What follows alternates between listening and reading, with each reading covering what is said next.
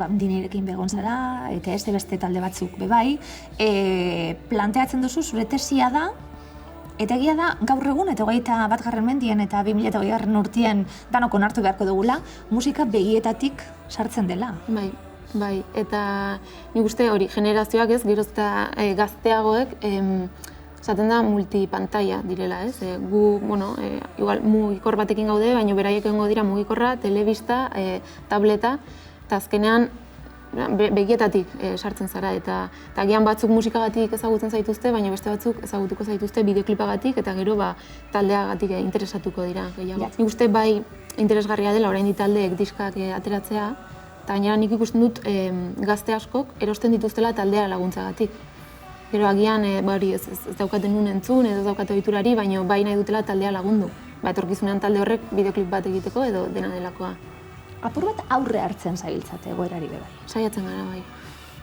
Arte zuzendari bebai, etorkizunean defendatzen zuk gainera, arte zuzendari asko egongo dela etorkizunean, azkenien danok landu beharko dugulako, komenigarria izango da, bakoitzaren marka, bakoitzaren irudia, bakoitzaren mezua. Eta modu natural batean, komentatzen dizunalen.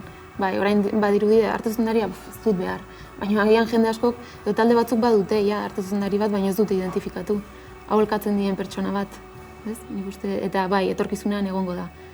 Musikan eta beste arlo batzuetan ere.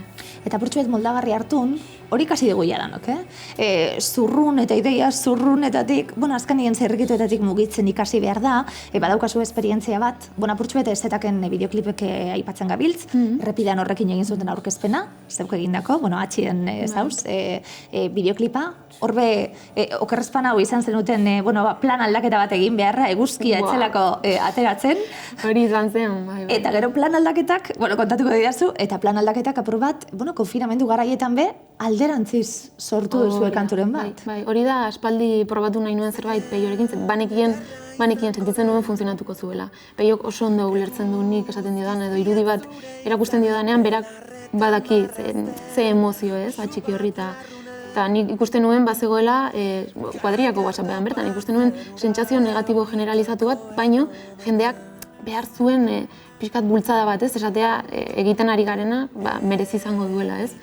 Eta Pei hori telefonoz deitu nion, eta esan nion, Pei, ez duzu pentsatzen, eta esan zian, egia da, ez? Azkenean, denok igual pixkat egoeragatik negatibo jarri gara, eta esan zian, proba batzuk egingo ditut, eta bidali nizkion argazki batzuk, esan nion, pixkat nik uste hau transmititu behar duela, eta izan zen, bi egunetan erokeri bat, eta harrera izan da oso polita, jendea eskerrak ematen. Abesti bat egiteagatik. Ideia batago, irudi batzuk daude, konfinamentuarekin zerikusi, eta, estalki horretatik edo behintzat zurdur horretatik sortzen da kantua eta ez alderantziz. Bai, hori da, bai, kuriosoa izan zen.